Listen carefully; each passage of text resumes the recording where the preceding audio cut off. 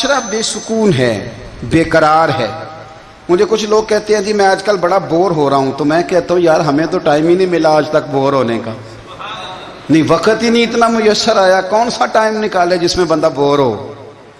وہ تو ہے کہ انسان کچھ فارغ ہو، کہیں اس کے پاس گنجائش ہو تو بور بھی ہو لے۔ کیسے بور ہو لیتے ہو؟ یہ کیا ہوتا ہے بور ہونا؟ زندگی میں اتنا وقت ہی کہاں ہے کہ انسان بور ہوتا پھرے اور یہ تصور بناتا پھرے کہ میں بڑی آزمائش میں ہوں تو میں بڑے بور ہو رہا ہوں، تو میں بڑی تکلیف میں ہوں۔ تو وقت بہت زیادہ ہے ہمارے پاس، لا یعنی کاموں میں ضائع بڑا ہوتا ہے، تو ہم بور ہوتے ہیں، پریشان ہوتے ہیں۔ اللہ فرماتے ہیں یہ جو میری یاد ہے نا، لیکن اس کا بھی ایک طریقہ ہے یاد کا، اس طریقے سے اگر میرے رسول کریم علیہ السلام نے فرمایا اللہ کا ذکر اس طرح کرنا کہ دیکھنے والا تمہیں دیوانہ سمجھے، لوگ سمجھیں کہ کوئی مجنون ہے، کوئی جنونی ہے، کوئی پاگل ہے۔ یہاں اللہ تعالیٰ معاف کرے، آپ ذکر کی مجلس چھیڑیں، آپ نعت شریف کی مجلس چھیڑیں تو بہت سارے لوگ پروفیسر بن جاتے ہیں، وہ ساری نہیں ہلاتے، ان کی زبانی حرکت میں نہیں آتی۔ حالانکہ رب کریم کا ذکر اس طرح کرو کہ دیکھنے والا تمہیں دیوانہ سمجھے، کہیں اور کھونے کی ضرورت ہی نہیں۔ میرے حبیب گویا ہمیں فرماتے ہیں تو رب کے ذکر میں اس طرح کھو جا کہ تجھے دنیا کا خیال ہی نہ رہے، تجھے پھر دنیا کی ہوش نہ رہے۔ لیکن اگر نماز میں بھی خیال غیر آئے، ذکر میں بھی توجہ کہیں اور ہو، زندگی میں وہ عجیب لمحہ تھا، وہ میرے ساتھ تھا اور میں تنہا تھا۔ اگر ماحول یہ ہو کہ آپ کہیں جسم کے ساتھ تو موجود ہوں، روح موجود نہ ہو، تو پھر لذت ذکر بھی میسر نہیں آتی، پھر کیف نہیں حاصل ہوتا۔ یاد رکھیں کہ اس طرح کھو کے رب کی یاد کہاں سے کیف آئے گا؟ الجھ ہی پڑا گئے ہیں۔ وہ مستی، وہ سرور، وہ کیف جو اللہ کے ذکر میں ہوتا تھا، جو کبھی مرشد کامل کے سامنے بیٹھ کر لوگ اللہ اللہ کرتے تھے تو لگتا یہ تھا کہ یہ یہاں ہیں ہی نہیں، یہ تو کہیں اور چلے گئے ہیں، یہاں موجود ہی نہیں۔ لیکن اب وہ موج نہیں، وہ شوق نہیں، وہ درد نہیں، وہ زیب نہیں۔ اقبال تڑپ کے کہا کرتے تھے خرد کی گتھیاں سلجھا چکا ہوں، یا رب مجھے صاحب جنوں کر دے، اللہ مہربانی فرما، وہ کیفیت دے، وہ سرور دے۔ زندگی میں اگر اطمینان چاہتے ہو تو کبھی کبھی سب کچھ بھول کے نا تو مست ہو جایا کرو رب کی یاد میں۔ کبھی کبھی چھوڑ دیں دنیا، چھوڑیں یار موبائل، کسی وقت کریں اس کو بند، چھوڑیں اس بات کا خیال کہ فلانے نے سلوٹ کیا ہے کہ نہیں کی، چھوڑیں۔ حضرت باجزید بستامی رحمت اللہ تعالی علیہ فرماتے ہیں میں نے اعتکاف کبھی اپنی مسجد میں نہیں کیا، اس لیے کہ سارے ہی ہاتھ چومنے والے، سارے ہی پیار کرنے والے۔ فرماتے میں جب اعتکاف کرتا تھا تو میں بستان سے دور نکل جاتا تھا جہاں کوئی مجھے جاننے والا نہ ہو۔ اٹھ بلیا چل اوتھے وسیے جتھے وس دے نہیں سارے ینے، نہ کوئی ساڈی ذات پچھانے تے نہ کوئی سانو مننے، چل ادھر چلیں۔ اٹھ بلیا چل اوتھے وسیے جتھے وس دے نہیں سارے ہی انے، نہ کوئی ساڈی ذات پچھانے تے نہ کوئی سانو۔ اتنا شوق ہے سلوٹ کرانے کا، اتنا شوق ہے تعارف کرانے کا، اتنا شوق ہے اپنا بتانے کا، تو یہ چیز غلبہ کر جاتی ہے، پھر نام رہ جاتا ہے، روح نہیں رہتی، پھر وجود رہ جاتا ہے، پھر باطن کی کیفیت نہیں رہتی۔ خدا را اپنے آپ کو بے چین نہ کرو، بے قرار نہ کرو، بے سکون نہ کرو، رب کی یاد میں آ جاؤ، درود و سلام میں آ جاؤ، نعت کے حسن میں آؤ، تلاوت کی دنیا میں آؤ، سجدوں کے نور میں آؤ۔ آؤ کبھی کھول کے دل مسجد کی صفائیاں کریں، آؤ نہ کبھی کوئی بوڑھا، دادی، نانی، دادا ان کے پاس بیٹھ کے پیر دبا کے اللہ کو راضی کریں۔ یہ کیف والی جگہ ہیں، یہ سرور والی جگہ۔ اتنی بے چین ہماری زندگی ہے، بے قرار ہے، تڑپتے ہوئے لوگ، لڑتے ہوئے لوگ، ایسے لگتا ہے ابھی ایک دوسرے کا گریبان تھام لیں گے، بے قرار، بے چین۔ کسی کو انتظار کا کہا جائے نا کہ 10-20 منٹ کسی کا انتظار کرو، تو بعض لوگ مجھے ایسے لگتا ہے جیسے ان کا کلیجہ پھٹ جائے گا، ڈاکٹر کے انتظار میں بیٹھے ہیں تو بڑے پریشان ہیں۔ کسی کو ملنے گئے ہیں کو آدھا گھنٹہ بیٹھنا پڑ گیا تو بڑی دقت میں ہیں۔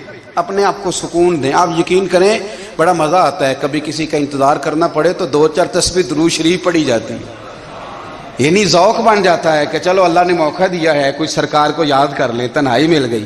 ہمارا مزاج جس سختی کا شکار ہے وہ سختی آہستہ آہستہ ہمیں زیادہ آزمائش میں ڈال رہی. تو میرے بھائی زندگی میں اطمینان حسن ہے، اور وہ سب سے زیادہ اللہ کی یاد میں ملتا ہے، وہ سب سے زیادہ رب کریم کے ذکر میں. سب سے زیادہ جو چاہتا ہے نا دل ٹھنڈا رہے، زبان میٹھی رہے، وہ مدینے والے محبوب پہ درود و سلام پڑھا کرے، وہ حضور پہ درود و سلام پڑھا کرے. زبان میٹھی رہے گی. میرا ذاتی تجربہ ہے کہ جو آدمی اپنے اخلاق سنوارنا چاہے وہ حضور پہ درود شریف پڑھے. جو اپنے اخلاق سنوارنا چاہے، طبیعت کو ٹھنڈا رکھنا چاہے، وہ درود شریف پڑھے، اس کا دل سکون میں آئے گا. کچھ کام اور ہیں زندگی میں اطمینان کے لیے، ان کا ہونا بھی بڑا ضروری ہے. سب سے پہلے اگر آپ چاہتے ہیں نا زندگی میں سکون ہو تو حقیقتوں کا سامنا کرنا سیکھیں. آپ جو ہیں وہ رہنا سیکھیں، جو آپ نہیں ہیں وہ بننے کی کوشش نہ کریں. حقیقت کا سامنا کرو گے تو زندگی اطمینان میں آ جائے گی. ہم نے نا بہانے بنا لیے ہیں، ہیلے بنا لیے، جھوٹ کے سہارے اپنے آپ کو اونچا کر لیا. ایک آدمی سے کہا جاتا ہے تو رشوت نہ لے، تو کہتا ہے میں غریبوں سے نہیں لیتا. تو میرا سوال یہ ہے کہ امیروں کا حساب لینے کی اللہ نے تیری ڈیوٹی لگائی ہے، تیرے ذمہ لگایا ہے کہ تو امیروں کا حساب کر. تمہیں کیا ضرورت پڑی ہے؟ ہم نا بہانہ کرتے ہیں، رشوت لینے والے کا الگ بہانہ ہے اور سفارش والے کا الگ بہانہ ہے. حقیقت کا سامنا کریں. حقیقت کا جو میرے ذمہ داریاں ہیں وہ میں نے پوری کرنی، جو آپ کی ذمہ داریاں ہیں وہ آپ جان نہ چھڑائیں، حقیقت پسند بنے. میرے رسول کریم پھر پڑھیے درود شریف صلی اللہ تعالی علیہ وسلم. حضور صلی اللہ علیہ وسلم نے فرمایا کہ میری بیٹی سیدہ فاطمہ الزہرا رضی اللہ تعالی عنہا صرف جنتی نہیں، جنتی عورتوں کی سردار ہے. لیکن حضور نے یہ بھی فرمایا کہ فاطمہ یہ خیال رکھنا اگر اللہ نے حساب پوچھا تو حساب تم نے خود دینا ہے. حقیقت کی طرف توجہ کرائی حضور نے. وہ صرف جنتی نہیں، جنتی عورتوں کی سردار ہیں، پر حقیقت کی جانب توجہ. میں حقیقت یہ ہے کہ اگر مالک نے حساب پوچھا تو اس کی تیاری بھی کرنی ہے. دیکھیں نا ہمیں کچھ یقین نہیں، اللہ معاف کرے کہ ہمارا حساب کیسا ہوگا، لیکن کتنے آزاد ہیں. یعنی بڑی دلیری سے بندے کہتے ہیں فجر نہیں پڑھتا جی، 3 پڑھتا ہوں جی، شاہ رہ جاتی ہے جی، کپڑے صاف، بڑی دلیری سے. اور سیدہ فاطمہ الزہرا نے ساری رات مصلی آباد رکھا ہے، حالانکہ انہیں یقین تھا کہ رب مجھے بغیر حساب کتاب جنت دے گا. حقیقت کا سامنا کریں.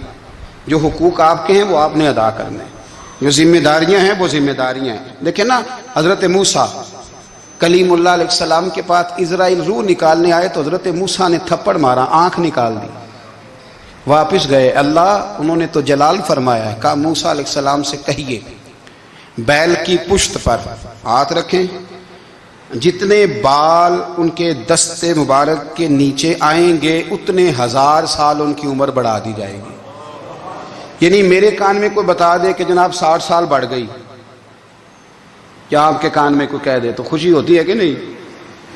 لیکن یہ حقیقت پسندی نہیں، اس لیے کہ 60 بھی گزر جائیں گے، 70 بھی، یہ حقیقت نہیں. حضرت موسیٰ کلیم، چلے میں مثال دیتا ہوں، سمجھ لے 10 بال، حالانکہ بہت زیادہ آتے ہوں گے، 10 بال اگر حضرت موسیٰ کے ہاتھ کے نیچے آئے تو 10,000 سال تو عمر بڑھ گئی نا. 10 یعنی 10 سال نہیں، 10 100 نہیں، 10 بہت زیادہ تھی نا. تو حضرت موسیٰ کلیم اللہ علیہ السلام سے آ کے عرض کیا گیا حضور بیل کی پشت پر ہاتھ رکھیں، جتنے آپ کے ہاتھ کے نیچے بال آئیں گے اتنے 1000 سال عمر بڑھ جائے گی. تو حضرت موسیٰ نے حقیقت پسندی والی بات کی. فرمایا پھر کیا ہوگا؟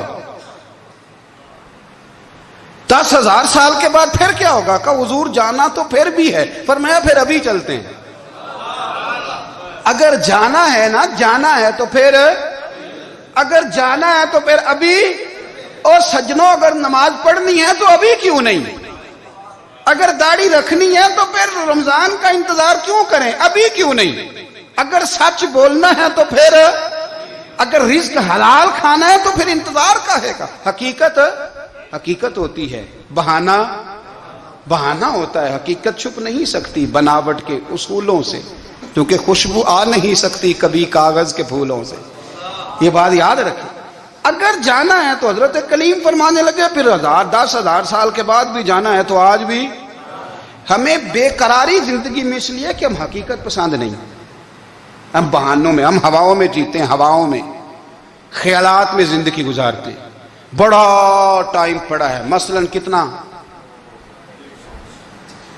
کتنا میرے رسول کریم صلی اللہ تعالی علیہ وآلہ وسلم نے ایک دن صحابہ سے فرمایا تمہیں حیا نہیں آتی؟ حضور کیا ہوا؟ فرمایا وہ والے مکان بناتے ہو جن میں تم رہ نہیں سکتے، وہ والا مال جمع کرتے ہو جو کھا نہیں سکتے، حیا نہیں آتی؟ عرض کی حضور حکم کریں تو محبوب فرمانے لگے جوتے کا ایک تسمہ بند کرتا ہوں تو سوچتا ہوں دوسرا بند کرنے سے پہلے موت آ جائے گی، ایک سانس اندر جاتی ہے تو دوسرا آنے سے پہلے میں یاد کرتا ہوں کہ مجھے دنیا سے جانا ہے۔ تمہیں حیا نہیں آتی؟ وہ مکان بناتے ہو جن میں رہ ہی نہیں سکتے، وہ مال جمع کرتے ہو جو کھا، حقیقت پسند نہیں بھائی ہم۔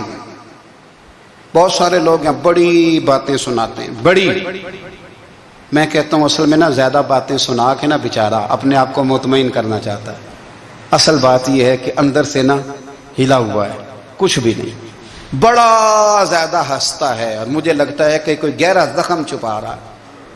اس لیے ملمہ سازی، حقیقت پسند بنو، حقیقت پسند۔ یاد رکھنا من ترک صلاۃ متعمدا فقد کفر، میرے رسول نے حقیقت بیان کی، فرمایا جس نے ایک نماز بھی جان بوجھ کے چھوڑی اس نے رب کے رب ہونے کا انکار کیا، اس نے کفران نعمت کیا۔ یہ حقیقت ہے، کوئی کلیریفیکیشن نہیں، کوئی وضاحت نہیں۔ جو نماز نہیں پڑھتا، جھوٹ بولتا ہے، غلط بیانی کرتا ہے، جو شخص رزق حرام کما کے کہتا ہے کہ اس کے بغیر گزارا نہیں چلتا، وہ جھوٹ بولتا ہے۔ اس لیے کہ رب فرماتا ہے جب تجھے پیدا کیا ہے تو تیرا رزق میرے ذمہ ہے۔ اللہ فرماتا ہے کہ لا یکلف اللہ نفسا الا وسعہا، میں کسی پر وہ بوجھ نہیں ڈالتا جو اٹھا نہ سکے۔ نماز فرض کیا اس کا مطلب ہے ہم پڑھنے کے قابل ہیں، اس نے ہمارے ذمہ داریاں لگائی ہیں تو مطلب یہ ہے کہ ہم ذمہ داریاں ادا کرنے کے قابل ہیں، ورنہ وہ کہتا ہے میں وہ بوجھ ڈالتا ہی نہیں جو تجھ سے اٹھایا نہ جائے۔ اگر چاہتے ہو کہ زندگی میں اطمینان ملے تو خدا را حقیقت پسندوں والی زندگی گزارو۔ یہ فضاؤں میں زندہ رہنا، ہواؤں میں، اللہ بڑا معاف کرنے والا ہے، اللہ بڑا کریم ہے، معاف کر دے گا، تو بھئی یہ بات صحابہ کو بھی پتا تھی، یہ اہل بیت کو بھی خبر تھی، تو وہ تو ایک ایک بات کا لحاظ کرتے تھے۔ یہ غوث اعظم کو بھی پتا تھی، یہ ان کے والد کو بھی پتا تھی، جنہوں نے کسی کا ایک سیب کھا لیا تھا تو 12 سال اس کے گھر میں نوکری کرتے رہے، انہیں نہیں پتا تھا اللہ بڑا کریم ہے، معاف کر دے گا، ایک سیب ہی ہے نا۔ تو حقیقت پسندی آپ کو سکون دے گی، اور اگر آپ نے اپنے آپ کو غیر مطمئن کیا ہوا ہے، بات کچھ اور ہے، اور آپ نے اپنے آپ کو ڈال کسی اور طرف لیا ہے، تو پھر آپ کو سکون مل سکتا؟ سکون حقیقت پسندی میں، اصل میں سکون ہوتا ہے، اداکاری میں سکون نہیں ہوتا۔ تیسری بات سنیں، اگر آپ چاہتے ہیں زندگی میں مطمئن رہیں تو دنیا داروں سے امیدیں توڑ دیں، اللہ اور اس کے رسول سے امید وابستہ کریں، اولیاء اللہ سے امیدیں وابستہ کریں، صحابہ اور اہل بیت سے امیدیں، اللہ اور اللہ والوں سے امیدیں، دنیا داروں سے امیدیں۔ آپ کو پتہ ہے دنیا دار کی تباہی کب ہوتی ہے؟ جب انہیں خوشامدی مل جاتی ہے۔ چودھری کا بیڑا اس وقت غرق ہوتا ہے جب اسے چودھری کہنے والے زیادہ ہو جاتے ہیں۔ سیٹھ صاحب اور نواب صاحب بیچارے تباہ تب ہوتے ہیں بھولے پن میں، جب ان کے دائیں بائیں ریلا ہوتا ہے سیٹھ صاحب کہنے کا، لوگ انہیں کھانا چاہتے ہیں، پیار ان کا نہیں ہوتا، ان کی جیب کا ہوتا ہے، محبت ان سے نہیں ہوتی، ان کی کرسی سے ہوتی ہے، ضروریات کا پیار ہوتا ہے، تباہ کر دیا جاتا ہے۔ ہماری ساری توقعات دنیا داروں سے وابستہ ہو گئی ہیں، ناراض نہ ہونا۔ پیروں نے، مولویوں نے، درویشوں نے، انہوں نے بھی سیٹھ رکھے ہوئے جلسوں کی صدارت کرانے کے لیے، یعنی مذہبی جلسہ ہے، اس میں بہت زبردست پڑھے لکھے صاحب تقوی عالم کا خطاب ہے، اور کی صدارت وہ بندہ کر رہا ہے جس نے عشاء کی نماز بھی نہیں پڑھی، وہ بندہ صدارت کر رہا ہے۔ کیوں؟ اس لیے کہ اس نے ₹1,00,000 دیا محفل میں۔ خدا را دنیا داروں سے امیدیں چھوڑ دیں، ورنہ آپ کمزور پڑ جائیں گے، آپ کی امیدیں ٹوٹیں گی۔ کتنا کمزور ہے وہ شخص جو 2-4 ہزار کے لیے کسی بندے کی چاپلوسی کرتا ہے، اس کے پیچھے بھاگتا ہے، خوش آمدیں کرتا ہے، تھوڑے سے نوٹوں کے لیے، دکھ سکھ میں کام آئے گا اس کام کے لیے۔ میرے رسول کریم علیہ السلام نے فرمایا جس نے بندوں کو راضی کرتے کرتے رب کو ناراض کر دیا، اس کی دنیا بھی گئی اور آخرت بھی گئی۔ اور فرمایا جس نے بندوں کی پرواہ نہیں کی اللہ کو راضی کیا، فرمایا اگر رب راضی ہو گیا تو لوگوں کے دلوں میں بھی محبت پیدا فرما دے گا۔ کیا ضرورت ہے خوشامد کرنا دنیا داروں کی، سیٹوں کی، نوابوں کی، چاپلو۔ اور میں آپ کو ایک بات بتاؤں، ہوتا پتہ کیا ہے، یہ جو حب جا اور حب با ہوتی ہے نا، اس سے پیٹ نہیں بھرتا۔ آپ کو اگر خوشامد کرنی ہے تو پھر آپ کو ساری زندگی کرنی ہے۔ پھر ان کو بھی پتہ ہوتا ہے کہ تعلق کس بنیاد پر ہے، اس میں کبھی بھی خلوص پیدا نہیں ہوتا۔ آپ بے چین رہتے ہیں، بے قرار رہتے ہیں، آپ کو تکلیف رہتی ہے ہمیشہ۔ کبھی بھی دنیا داروں سے امیدیں وابستہ نہ کریں۔ ایک بات سنیں بڑی شاندار، امام غزالی نے لکھی ہے۔ امام غزالی فرماتے ہیں کہ ہارون رشید نا حج کر کے واپس آیا بغداد میں، تو کونے میں حضرت بہلول دانا بیٹھے تھے، رش بہت تھا، مجمع بڑا تھا۔ حضرت بہلول دانا بھی سڑک کے کنارے بیٹھے تھے، تو سپاہی کہنے لگے یہاں سے اٹھ جاؤ، فرمانے لگے ہارون رشید کی زمین نہیں، زمین میرے رب کی ہے، میں کیوں اٹھوں؟ وہ قریب سے گزرا تو سلام لی، تو آپ نے اس کا پروٹوکول دیکھا تو فرمانے لگے ہارون رشید تجھ سے تگڑے تگڑے موٹے موٹے پروٹوکول میں نے لوگوں کے دیکھے ہیں، اور یہ جو تیرے دائیں بائیں آج تیرے نعرے لگا رہے ہیں، یہ پہلے ان لوگوں کے نعرے لگایا کرتے تھے، اور تھوڑا وقت گزرنے دے، جو تیرے بعد آئے گا نا، یہ سارے پھر ان کے نعرے بھی لگائیں گے۔ تو جھوٹ کی دنیا میں زندہ ہے، ان سے تو نے امیدیں وابستہ کی ہیں، یہ کل اس کے نعرے لگائیں گے۔ اس کے دل پہ بڑا اثر ہوا، گھوڑے سے اتر آیا، آگے کہنے لگا حضور آپ نے مجھے بڑی اچھی نصیحت کی ہے، میرا دل بڑا ٹھنڈا ہوا ہے، میں نے سنا ہے آپ مقروض ہیں، کچھ لوگوں کا قرض، تو مجھے کوئی حکم ہی کر دیں۔ آپ ہنسنے لگے، فرمانے لگے یار تو بڑا ہی بیوقوف ہے، بڑا ہی بیوقوف ہے تو، میں تجھے نصیحت کر رہا ہوں تو مجھے الجھا رہا ہے، حضور کوئی حکم کر دیں۔ کیا خوبصورت انداز ہے رب کریم کے بندوں کا۔ حضرت بہلول دانا فرمانے لگے تیرا رب کون ہے؟ کہا اللہ۔ تو فرمایا میرا کون ہے؟ کہا اللہ۔ فرمانے لگے یہ تو نہیں نہ ہو سکتا کہ اللہ ہارون رشید کو دیتا رہے اور بہلول دانا کو بھول ہی جائے، یہ تو نہیں نہ ہو سکتا کہ ہارون رشید کو دیتا رہے اور بہلول دانا کو بھول جائے۔ فرمایا اس کا دل، اس کا ارادہ ہوا، ارادہ قدرت ہوا کہ بہلول مقروض رہنا چاہیے، تو اگر رب مجھے رکھنا چاہتا ہے، دکھ قبول محمد بخشا راضی رہن پیارے، اگر وہ چاہتا ہے میں مقروض رہوں تو میں بھی چاہتا ہوں کہ میں مقروض ہی رہوں، یہ تو نہیں نہ ہو سکتا کہ تجھے دے اور مجھے نہ دے۔ فرمایا میری تجھ سے کوئی امید نہیں، مجھے جب بھی دے گا میرا رب بھی دے گا، اور وہ دے گا تو پھر انشاءاللہ خزانے کھول کے دے گا۔ دنیا داروں سے امیدیں وابستہ کرنا، لوگوں کے پیچھے، یہ چھوڑ دیں، آپ بے چین رہیں گے، بے قرار رہیں گے۔ اللہ والوں سے ضرور امیدیں وابستہ کریں، اس لیے کہ ان کے پاس جو کچھ ہوتا ہے وہ دراصل رب کا ہی ہوتا ہے، لیکن سیٹھوں سے، نوابوں سے، سیاستدانوں سے باز آ جائیں۔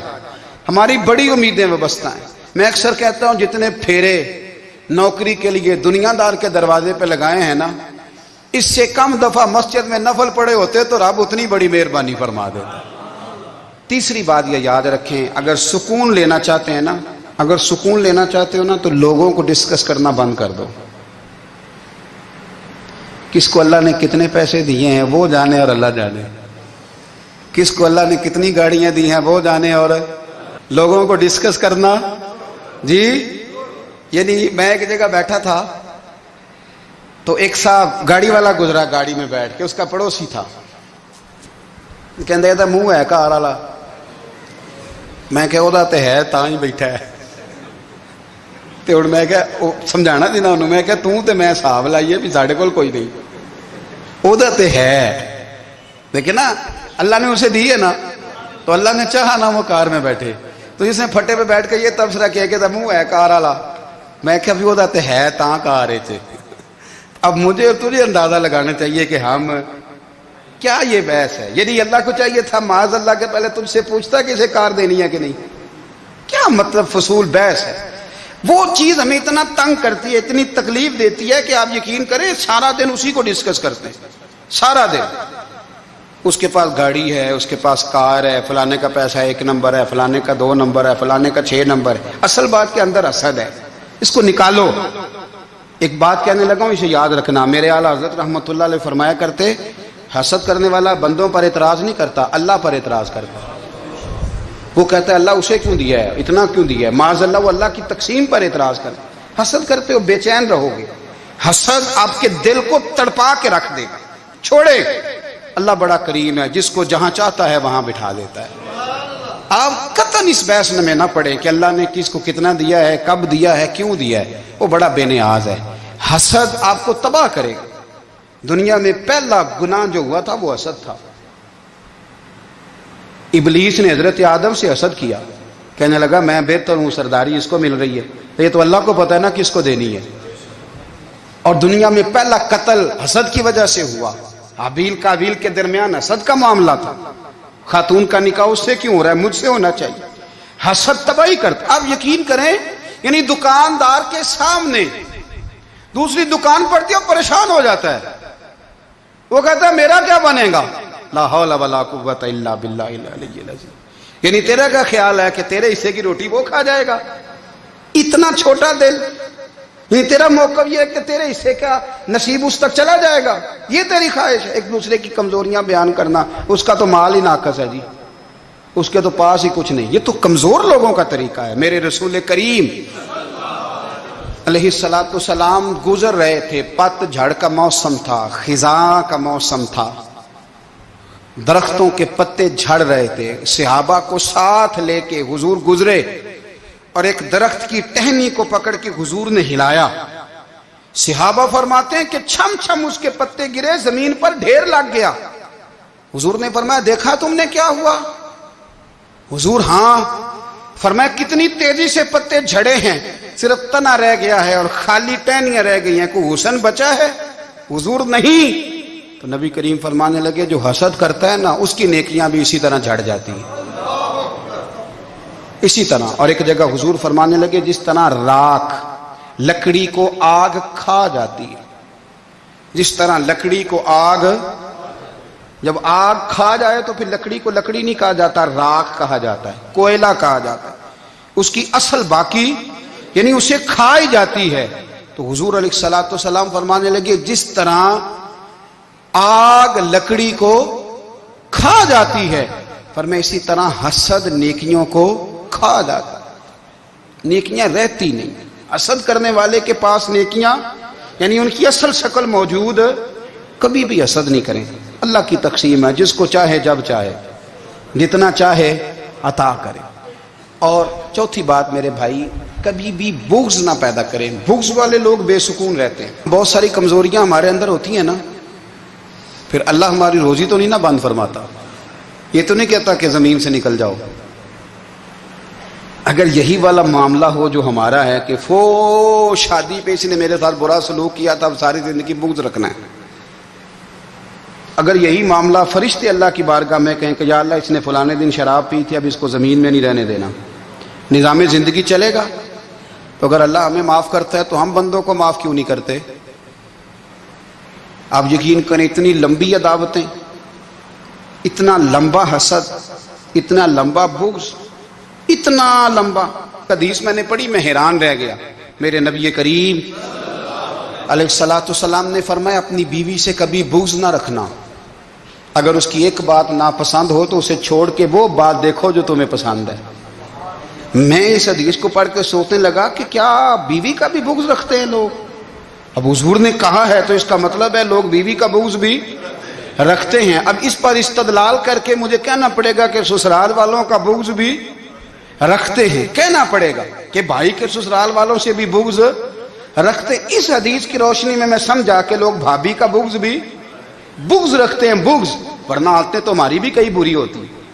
اگر عادات ایک وجہ بنے اختلاف کی تو عادتیں تو ہماری بھی کئی بری ہیں، لیکن ہم اپنی بری عادتوں سمیت اپنے آپ سے پیار کرتے ہیں. اور سامنے والے کی ایک بھی عادت بری ہو تو اس سے بغض رکھتے ہیں. بغض نہ پیدا کریں. میرے نبی پاک علیہ الصلوۃ والسلام نے فرمایا کچھ چیزیں تمہارے دین کو مونڈ ڈالیں گی، تباہ کر دیں گی، کاٹ دیں گی. حضور کون سی؟ فرمایا حسد، تکبر اور بغض، یہ تمہارے دین کو تباہ کر دیں. ہم بے چین اس لیے ہیں کہ ہم نے بہت سارے لوگوں کا بغض پالا ہوا ہے. اور ہر فیلڈ میں سیاستدان نے سیاستدان کا، ذاتیات پر اتر کے بات کرتے ہیں، معزز ترین لوگ، تاجر نے تاجر کا، इल्ला माशाअल्लाह بعض जगह पे अहले इल्म भी एक दूसरे से अदावत रखते हैं। खुदारा दिल रब करीम के आने का ठिकाना है, ये साफ होगा तो इसमें रब रसूल के जलवे होंगे। अगर इसमें अदावत हो, इसमें बुग़्ज़ हो, इसमें कीना हो, निफाक हो, सुने मेरे रसूल करीम हजरत अबू बकर सिद्दीक रदी अल्लाह ताला अन्हु कहते हैं मैं रो ही पड़ा। मक्का फतह हुआ ना, तो इकरमा बिन अबू जहल ने पैगाम भेजा कि मैं ना कलमा पढ़ने के लिए आ रहा हूँ। वह बात लंबी है, मैं मौजू पे रहना चाहता हूँ। कहते हैं जब वो आने लगा ना तो नबी पाक ने हम सब को बुलाया, हम हाजिर खिदमत हुए तो हुजूर फरमाने लगे कि उसके बाप ने ना बड़ा जुल्म किया है हमारे साथ, अबू जाल ने बड़ा सताया है, बड़ी तकलीफ़ दी है। आप मुझे बतलाएं कि वो एक दफ़ा किसी शादी पे बहस होती है बीवी के भाई के साथ, फिर सारी ज़िंदगी उस बेचारे को माफ़ी, वो 10 दफ़ा घर आता है माफ़ी मांगने पर सवाल ही नहीं पैदा होता। मैं ओ हो मुझे ही कह दिया, यानी फिर मैं मुझे ही कह दिया आपने और मेरी शान में बेअदबी और फिर मैं माफ़ कर दूं। तौबा तौबा तौबा, ये कैसे हो सकता है, मेरी नाक नीची हो जाएगी और आपने मुझे कह दिया, सवाल ही नहीं पैदा होता। और ये रोना मैं अक्सर होता हूँ कि शादी वाले दिन दामाद साहब का ज़्यादा दिमाग ख़राब होता है। जब छोटी साली की शादी होती है ना, उस दिन इसको बुखार चढ़ता है, कोई इसको कान में कहता है तेरी इज्जत नहीं कर दे, उस दिन इसका दिमाग ख़राब हो जाता है, बच्चे उठा के निकल आता है। वो बेचारा सुसर मिन्नतें कर रहा होता है कि तेरी मेहरबानी आ जा, ये इज्जत करा रहा है। तो मैंने कहा एहतजाज करके जो इज्जत कराई जाती है वो इज्जत नहीं होती। हाँ, यहाँ मांग के इज्जत लेते हैं लोग, या एहतजाज की कोई इज्जत है? आपके अंदर कमालात इतने हों कि आपकी इज्जत करने को दिल चाहे, यानी मजा आए, यानी लुत्फ आए, यानी आप दूर बैठे हो तो किसी का दिल करे आपको स्टेज पे बुलाने के लिए। ये क्या बात हुई कि छाए जाना और भाग के आगे जाना, इनसे निकलें। इकरमा बिन अबू जाल कलमा पढ़ने के इरादे से आ रहे हैं, हुजूर अलैहिस्सलाम ने सहाबा को बुलाया। कितनी ज्यादा अदावत रखी जा सकती थी माज़अल्लाह। कब से वो चला था जुल्म करने, और उसके बाद उसका बेटा शुरू हो गया। कितनी बातें थी जो ना काबिले माफी थी, पर करीम रसूल ने हमें बतलाया है कि सुकून वाली जिंदगी कहते किसको है। जब सब लोग जमा हो गए तो हुजूर ने फरमाया भाई वो कलमा पढ़ने आ रहा है, उसके बाप ने जुल्म बड़े किए हैं, पर मेरी नसीहत ही है कि उसके सामने उसके बाप को बुरा ना कहे, खबरदार कोई उसके सामने कोई बात ना करे। अब वो कलमा पढ़ने आ रहा है, मुती हो के आ रहा है, बांध के आ रहा है। कहते हैं अल्लाह के रसूल ने ना काफी देर तक खुतबा दिया, ब्रीफिंग दी, बात समझाई। जनाब सिद्दीक अकबर कहते मैं रो पड़ा। एक सहाबी मुझे कहने लगे तुम्हें क्या हुआ, तो मैंने कहा मैं मुस्तफ़ा की रहमत पे रो रहा हूँ। देखो किन के लिए हुजूर ग्राउंड बना रहे हैं, देखो किन के लिए हुजूर तैयारी कर रहे हैं, जिन्होंने सारी जिंदगी दुश्मनी की। खुदारा ये अंदर से अदावतें निकाल फेंको। ओ भाई इतना तो लंबा टाइम ही कोई नहीं, इतना तो वक्त ही कोई नहीं, इसको साफ रखो। बंदा कोई कर भी गया तो कोई अर्ज नहीं। चंगी मंदी सजना कोलों 100 वारी हो जाती, यार यारां दा गिला नहीं कर दे। असल प्रीत यार यारां दा जेड़ा गिला करदा जे यार नहीं जी होंदा। हाँ पक्की बात, पक्की पीढ़ी। मेरा एक संगी मुझे आके आने लगा फलानी जगह बंदा ये बात कर रहा था। मैं क्या तू उथे ही से सुनदा से, तुम ही नाल ही से। मेरा तो सज्जन बात होनी नहीं सकता। चंगी मंदी सजना कोलों 100 वारी हो जाती, यार यारां दा गिला नहीं करदे, असल प्रीत जिन्हां दी। हाँ जो बंदे फिर होते इस तरह के, उनके लिए भी मियाँ साहब ने कहा है, उनके लिए भी मियाँ साहब ने कहा है, उनके लिए भी आपने बात इरशाद फरमाई है। आपने फरमाया चंगा होया लड़ नेड़े छुट्टा, किते उमर नहीं लंगी सारी, बेकदरां दी यारी कोलों तौबा लख लख बारी। ओ चंगा होया लड़ नेड़े छुट्टा, किते उमर नहीं लंगी सारी। यो इस तरह का था ना, शिकवे करने वाला, बुग़्ज़ रखने वाला। फरमाया बेकदरां दी यारी कोलों तौबा, यानी लख ते लख किन्ने हो गए, यानी 2 लाख बारी तौबा की थी उन्होंने, गिनी नहीं जा सकती जितनी मियाँ साहब ने तौबा कर दी। बेकदरे दोस्त, बेकदरां दी यारी कोलों तौबा लख लख बारी, चंगा होया लड़ नेड़े छुट्टा, किते उमर नहीं लंगी सारी। तो मेहरबानी करें, एक तो अगर आप मुतमईन रहना चाहते हैं तो कभी कभी ना मस्त हो के जिक्र इलाही करें। मस्त हो, वो वाला जिक्र नहीं जिसमें आप मोबाइल भी देख रहे हैं और कहानियाँ भी। मेरे सामने को बंदा जुमे वाले दिन या तकरीर के दरमियान तस्बीह लेके बैठ जाए तो मैं उससे पूछता हूँ तू 2 काम एक टाइम किमें पे करना है। मेरी भी बात सुन रहे हो, तस्बीह पढ़ी तो मुमकिन ही नहीं। تسبیح تو تسبیح ہے، جب وہ ہوگی تو پھر کوئی اور کام سوال ہی نہیں پیدا ہو۔ ایک تو ذکر کریں محو ہو، دوسری بات حقیقت کا سامنا کریں۔ آپ اگر مطمئن رہنا چاہتے ہیں تو حقیقت پسند بنیں، تیسری بات حسد چھوڑ دیں، دوسروں کو ڈسکس کرنا